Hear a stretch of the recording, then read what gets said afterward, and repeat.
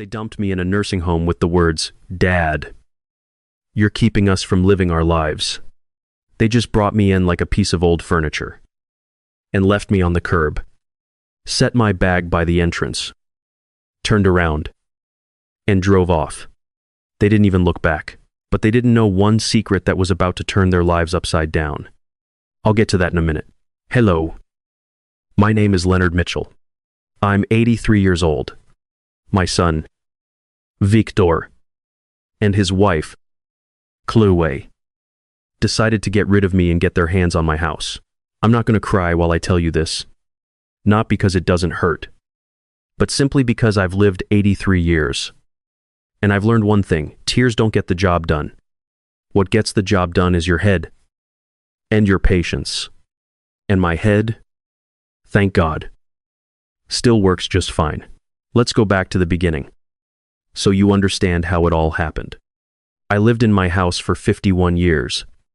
I moved in there as a young structural engineer with my young wife, Grace, and an empty suitcase, 3 bedrooms, a view of the oak trees out front, and squeaky hardwood floors in the hallway. Grace said, "It's beautiful." And I agreed. In that house, our boy Vic was born. He screamed so loud the neighbors used to check on us. We just laughed. In that house, he took his first step, broke his first bicycle, and brought home his first girlfriend. In that house, Grace passed away 12 years ago, quietly, in her sleep, as if she just got tired and laid down to rest forever. And in that house, I was left alone, with her picture on the fridge, with her favorite coffee mugs that I couldn't bring myself to put away, and with the oak trees outside the window, which she always called ours. Even though oak trees don't belong to anyone, they're just trees. 12 years alone. I got used to it. I didn't complain. Vic called once a week. He'd come by once a month, sometimes less. Chloe rarely came with him. She never really liked visiting. I could feel it. She'd sit there scrolling on her phone, giving one-word answers, constantly checking her watch. But whatever, she wasn't obligated to love her father-in-law, but over the last 2 years, they started coming by more often. I was happy. I thought my son had grown up, thought he realized his old man wouldn't be around forever, and wanted to spend some time together. I'd cook dinner, bring out the good plates, the ones Grace only used for holidays. It was only later that I realized they weren't coming over to look at me. They were looking at the house. They'd walk through the rooms, exchanging glances. Chloe once said, as if just making conversation, "It's a really great layout. High ceilings. Great neighborhood." I didn't pay much attention to it. I should have. That Sunday, they showed up at 9:00 a.m. I was still drinking my morning coffee. I heard the doorbell and was surprised. It was early for them. I opened the door. Victor was standing there with 2 duffel bags. Chloe was right behind him holding a plastic tote. "Dad, pack your things," Victor said. His voice was flat, rehearsed. You could tell he'd practiced it in the mirror. We made some arrangements. It's a nice place. They have nursing care, doctors, people your own age. I looked at the bags, then at him. What place an assisted living facility? They have everything there. "Don't worry, Vic," I said quietly. "I'm not going anywhere." Chloe let out a sigh. Not a rude one. Just tired. The kind of sigh you make when explaining something obvious to an idiot. "Leonard," she said, "you need care. We can't constantly be worrying about you. We have our own lives, our jobs. Professionals will look after you there." Professionals. A beautiful word. I looked at my son. He was looking away, looking to the side, anywhere but at me. That's what stuck in my memory. "Vic," I repeated, "look at me." He made eye contact for a split second, then looked away again. Dad, it's better for everyone. Please, try to understand. For everyone. I echoed, Dad, he said. And there was something in his voice. Not anger. Worse. Apathy. You're keeping us from living our lives. The house went dead silent. The oak trees outside the window stood completely still. Grace's photo stared back from the fridge. The squeaky hardwood in the hallway didn't make a sound. I finished my coffee, put the mug in the sink, and I stood up. All right, I said. Victor was stunned. He didn't expect me to agree so fast. Chloe didn't either. They looked at each other.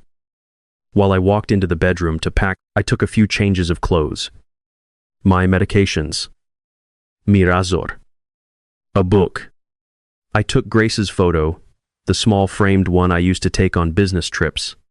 And one more thing. An old, battered pocket notebook, filled with phone numbers I had kept for many years. We drove in silence. Victor kept his eyes on the road. Chloe stared at her phone. I looked out the window at the city I knew by heart. I thought about the house. How they were going to walk in tonight. Without me there. How Chloe would pace through the rooms. How they'd start talking about renovations. And I thought about the garage. About the thing hanging in the garage. Tucked between my old skis and the workbench, and how they had absolutely no idea it was there. The nursing home had a fancy name, Whispering Pines. A 2-story brick building outside the city limits, surrounded by trees. Very clean. Victor carried my bags inside. Chloe spoke to the receptionist at the front desk.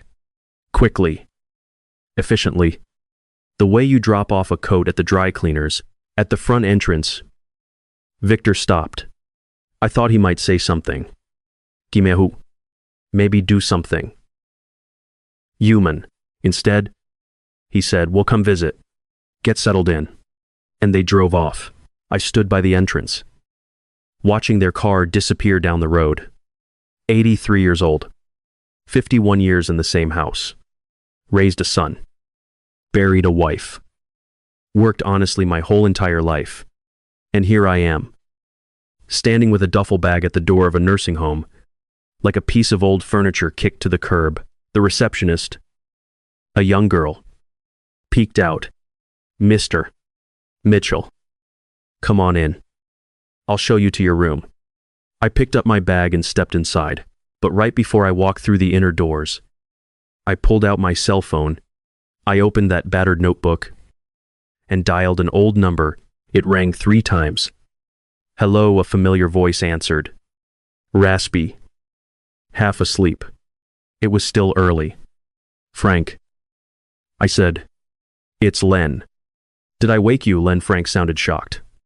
Where are you? Long story. I said. Frank.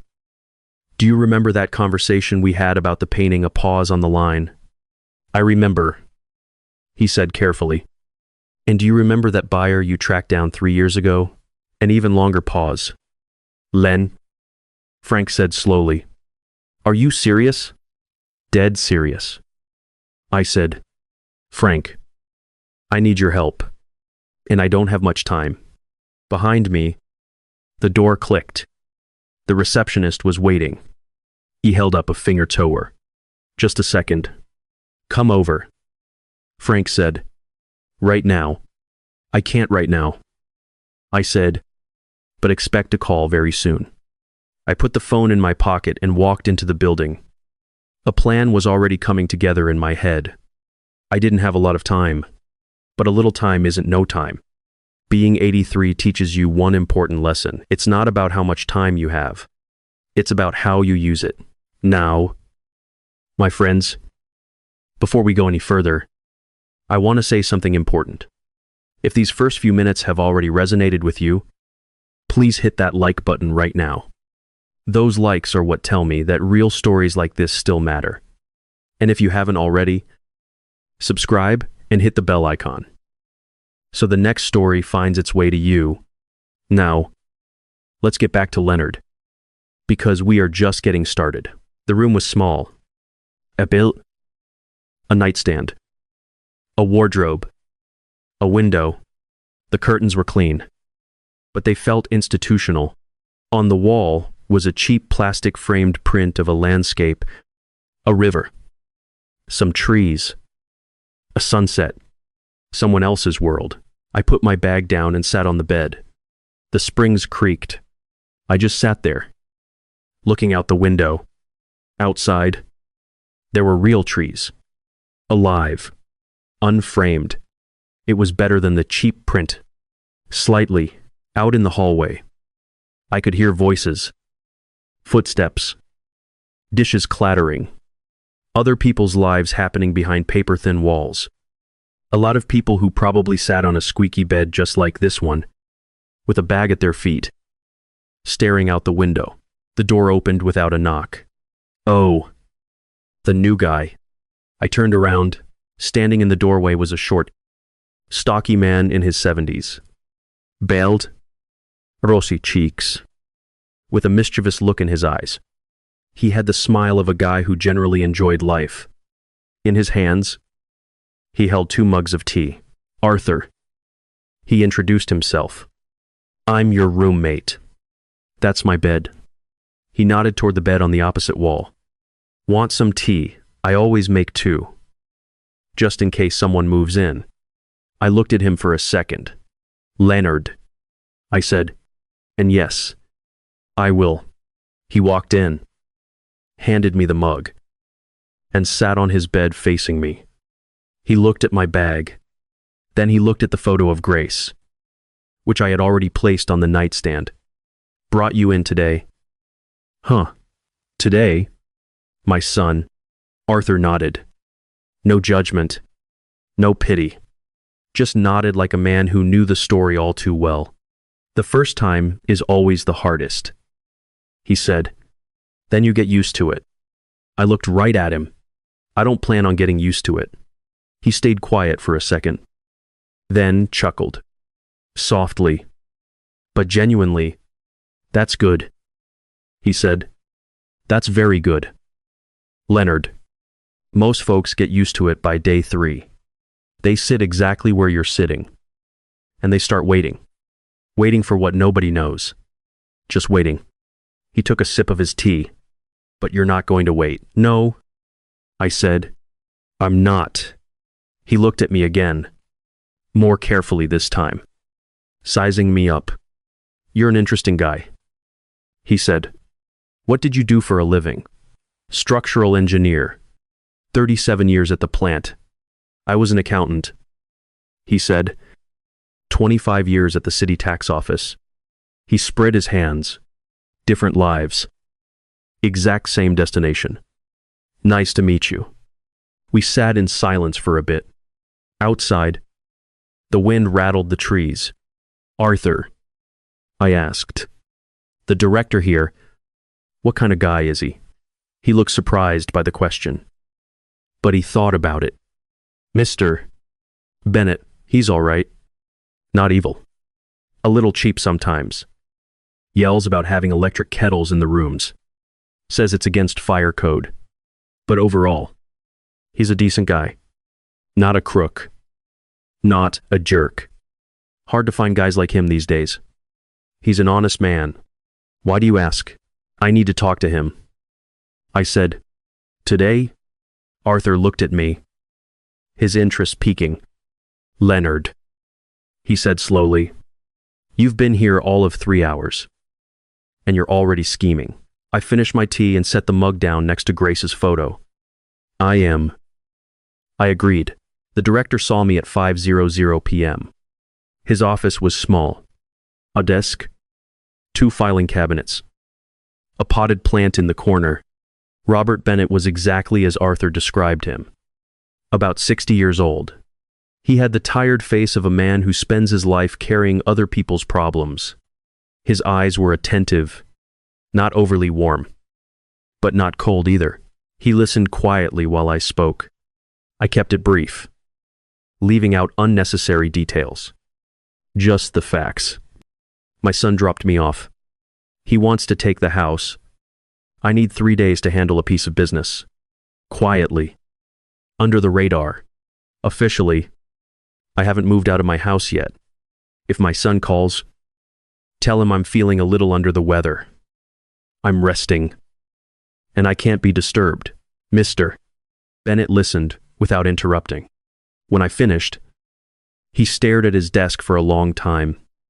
Then he looked up. Mr. Mitchell, he said, what you're asking me to do violates our protocol.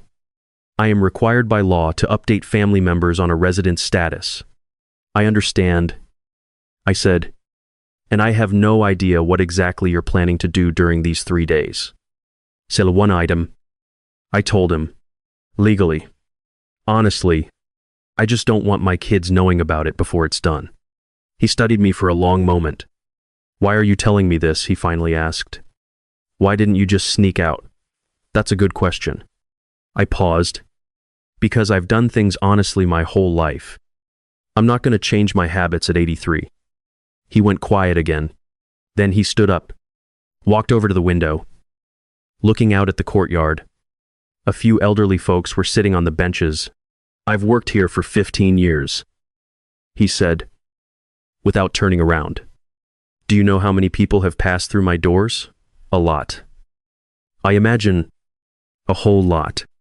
A pause. Do you know what they all have in common? I didn't answer. Not a single one of them wanted to be here. He turned back to face me. In 15 years, not one person has ever walked into my office and said, Mr. Bennett, I am so glad to be here. They all end up here because they have nowhere else to go. Because their kids decided it was time, or the money ran out, or their health failed. He sat back down at his desk. I don't judge the children. Life is complicated. But sometimes, he stopped himself, rubbing the bridge of his nose. 3 days. He said finally, keep your phone on. If anything goes sideways, you call me immediately. I nodded. One more thing. He added, Arthur, your roommate, yeah. He knows. He suspects something. Mr. Bennett cracked a slight smile. The first one of the conversation. Arthur always suspects something. He said, tell him to keep his mouth shut. He knows how to do it when he wants to. I went back to the room. Arthur was sitting on his bed, reading a book. He looked up. Waiting. We have a deal. I told him.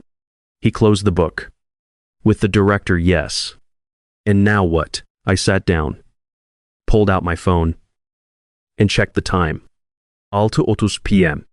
I dialed Frank. He picked up on the first ring. Frank, I said, tomorrow morning, meet me at my garage. And get a hold of your buyer. The guy from before. Tell him the painting is ready to be sold. Len. Frank said, are you sure he's a serious guy? If we make the deal, there's no backing out. I know. I said, there's no backing out for me anyway. A short pause. All right.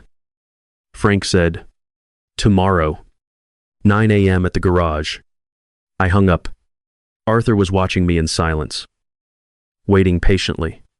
Arthur, I said, are you good at keeping secrets? 25 years at the city tax office? He replied deadpan. If I wasn't, I'd be in federal prison. I looked at him, at his bright eyes, his rosy face, his hands resting calmly on his book. I'm leaving for a bit tomorrow morning. I said, if anyone asks, I'm asleep. Got it. He said, I won't ask why. Thank you. Don't mention it. He opened his book again, then added without looking up, Leonard, whatever it is you're pulling off out there, good luck. I lay down and stared at the ceiling. Behind the wall, someone was talking softly. Footsteps echoed in the hallway. Probably a nurse. The wind blew through the trees outside. I thought about the garage, about the painting that had hung between the skis and the workbench for 30 years. Quiet, unnoticed, worthless to anyone else. I thought about Uncle Nick, a strange, lonely man that the family never really understood. He never explained why he collected old junk.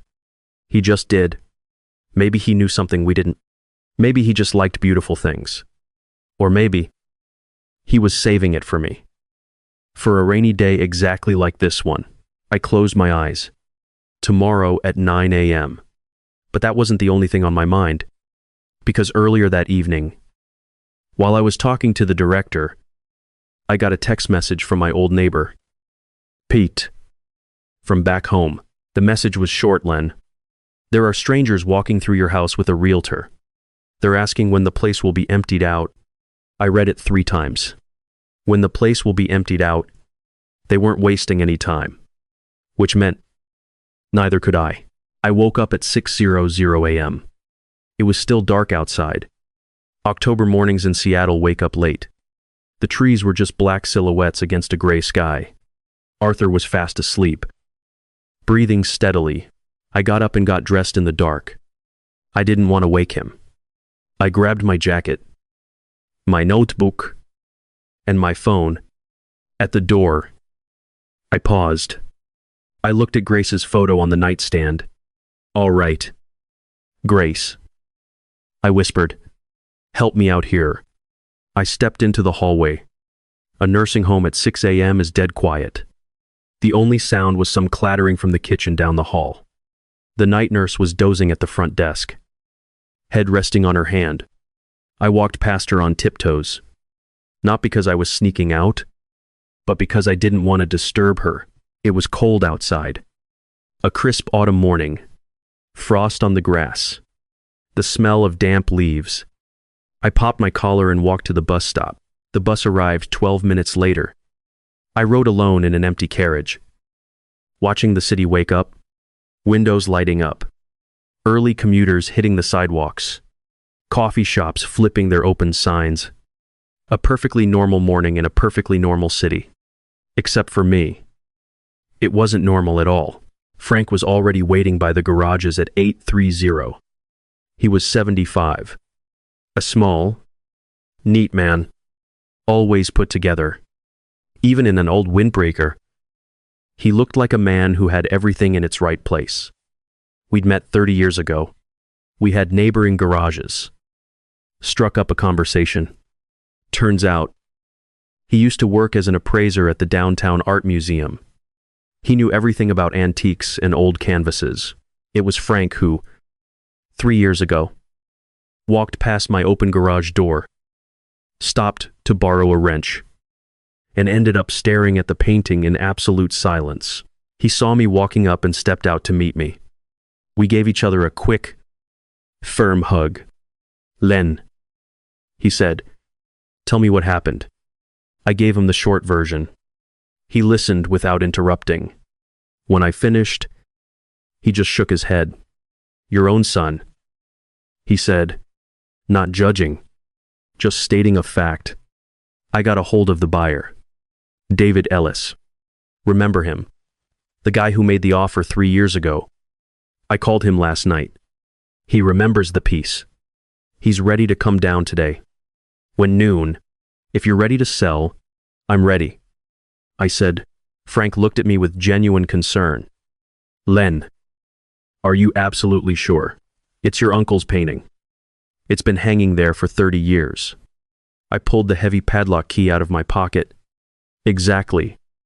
I said, it hung there for 30 years waiting. I think its time has come. The lock clicked. The door swung open with a loud squeak. Inside, it smelled exactly the way old garages smell. Motor oil, rusty iron, sawdust. In time, I flicked the light switch. The bare bulb cast a yellow glow over everything. Everything was right where I left it. My old wooden skis leaning against the wall. Next to them, Vic's childhood skis. He hadn't touched them since he was 12. The workbench with every tool on its designated hook. Boxes of spark plugs. Gas cans. A ratty armchair I meant to throw out 20 years ago. And the painting, hanging right between the skis and the workbench. It wasn't huge. about 20 by 30 inches, in a heavy wooden frame, darkened by age. A hunter in an autumn forest, fog rolling through the trees, soft morning light, the faint silhouette of a deer in the distance. For 30 years, I'd looked at it every time I came in here. Never thought anything of it. It was just part of the wall. I walked over, lifted it off its nail, and held it. It was heavy. The canvas was thick, the paint cracking in a few places. Time doing its work. In the bottom right corner was a signature, tiny, but it's easy, almost faded away. 3 years ago, Frank's museum buddy had looked at that signature through a magnifying glass for a very long time, and then he looked up at me, speaking quietly, like a doctor delivering a diagnosis. "Mr. Mitchell, do you have any idea what you are holding?" Back then, I didn't, but I knew now. Frank stepped up beside me. We both stared at the canvas. "Did you ever tell Uncle Nick what it was worth?" Frank asked softly. "He died long before I found out." I said, "Do you think he knew?" I'd thought about that 1,000 times. Uncle Nick. A quiet, bizarre guy. His apartment looked like a thrift store exploded. Books. Old coins. Weird plates. The family used to laugh at him. Called him a hoarder. I honestly don't know. I said, maybe he knew. Maybe he just liked how it looked. I stared at the hunter lost in the fog. He was a lonely guy. Frank. Deeply lonely. Maybe this painting was just good company for him. Frank didn't say anything. He just stood there with me. Just two old men standing in a dusty garage holding a masterpiece. Then, I carefully wrapped it in an old moving blanket I kept in the corner and leaned it against the wall. "Non." Then, I said, "Non." Frank confirmed. We drank coffee out of his thermos while sitting in his car, just waiting. "Len," Frank asked, "does your son know about this garage?" I warmed my hands on the coffee cup. "He doesn't have a key." I said, "But he knows it exists. Has for years. And the painting, no, never cared. He's been in here maybe 3 times in his entire life. Usually to borrow a shovel. He always looked at the floor, never at the walls." "Good," Frank said. "For now." I agreed, right at that moment. My phone vibrated. I looked at the screen. Unknown number. I answered it. Leonard Mitchell. A woman's voice. Professional. Familiar. "This is Horizon Real Estate. We're representing the sale of your property on behalf of Victor Mitchell.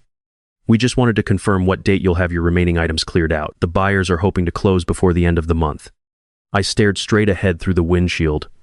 Before the end of the month, they already had a buyer. They hadn't just been showing the place.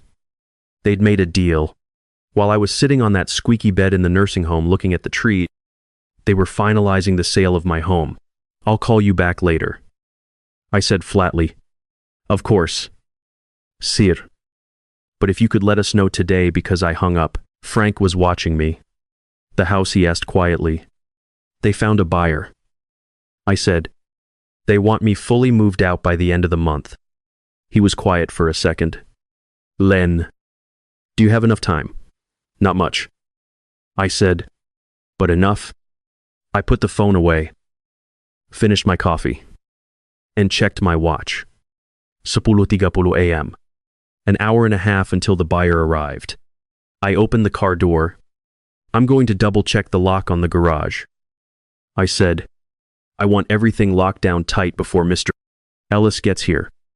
I walked back, opened the heavy door, and stepped inside. The painting sat against the wall, wrapped in the blanket, silent, untouched. The hunter in the fog, waiting for his moment. I stood next to it, thinking about Uncle Nick, who found it somewhere, somehow, and brought it home, who never sold it, never bragged about it, just lived with it, who died alone. and left his nephew everything he had in the world, a little bit of junk furniture, some old coins, and one painting in a wooden frame. Thanks, Uncle Nick. I thought to myself, thanks for not throwing it away.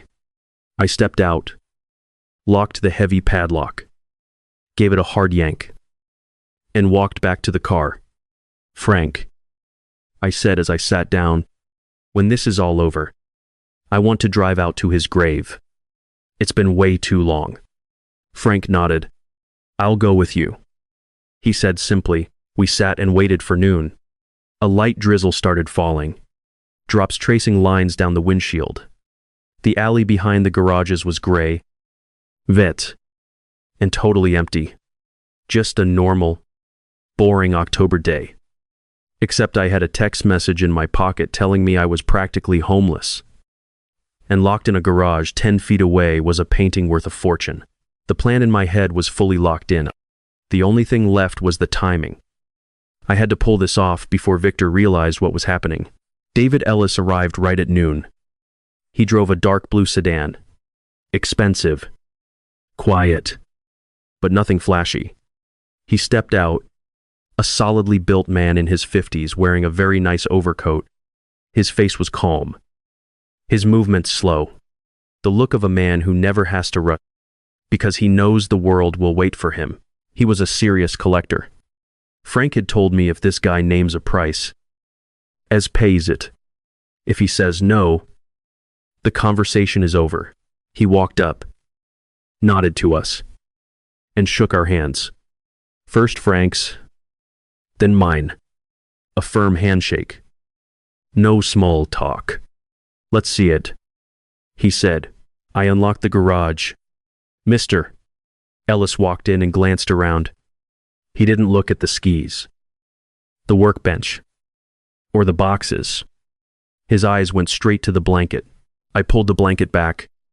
He lifted the painting with both hands and turned it toward the open door to catch the daylight. Frank clicked on a heavy-duty flashlight he'd brought along. Ellis stared at it for a long time. Dead silent. He leaned in close, stepped back, leaned in again. He pulled a jeweler's loupe out of his pocket. He studied the tiny signature in the corner. Then he studied the cracks in the oil paint. Then the back of the canvas. Frank and I just stood there. We didn't rush him. About 10 minutes later, Ellis gently set the painting down. He put the magnifying glass back in his pocket and looked at me. 3 years ago, your friend here mentioned $180. Ling ling ling, he said. The market has adjusted since then. My offer is $250. Ling ling ling. I looked right at him. 250美元. Ling ling ling.